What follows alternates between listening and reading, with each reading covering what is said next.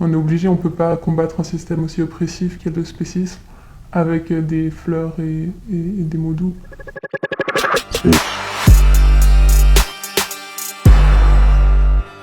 Comment vous justifiez ces caillassages de boucheries à Genève?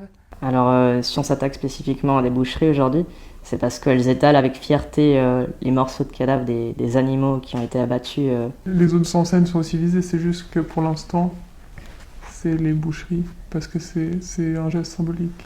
Il faudrait se reposer la question si à la place d'avoir des cadavres animaux, si on avait des cadavres humains, comment est-ce qu'on se sentirait? Est-ce qu'on se dirait que le petit artisan n'a pas sa part de faute?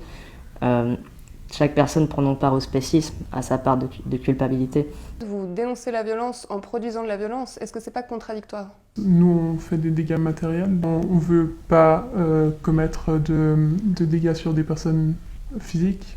C'est rien comparé à la violence que subissent les animaux tous les jours. En Suisse, il faut se rappeler qu'il y a 77,5 millions d'animaux qui se font abattre chaque année. On est obligé, moi j'aimerais pas faire ces dégâts matériels. Par vos actions, c'est quoi le message que vous voulez faire passer à la société? Notre action, elle n'a pas pour but de faire prendre conscience aux gens. Notre action, elle a pour but d'amener le débat sur le devant de la scène, que les gens ne puissent plus ignorer la question du spécisme. Parce que c'est facile d'ignorer ça quand c'est des manifestations légales, quand ça ne dérange personne. Si ça dérange, les gens, ils sont obligés de se sentir concernés. Donc le but, c'est que les gens se sentent concernés et qu'ils se rendent compte qu'il y a un problème. Après, des tonnes d'associations font déjà un bon boulot de sensibilisation, mais c'est pas le but, non, des actions. Être vegan, c'est être neutre par rapport au combat. Et actuellement, nous avons plutôt besoin de personnes qui prennent part au combat, en allant faire ce type d'action ou autre, être beaucoup plus sur le terrain et aussi sur la désobéissance civile.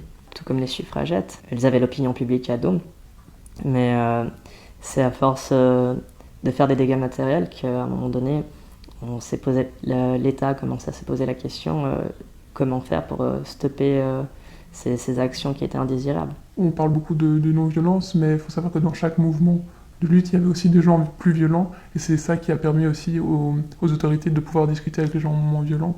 C'est le fait qu'ils avaient peur des autres et que tout à coup...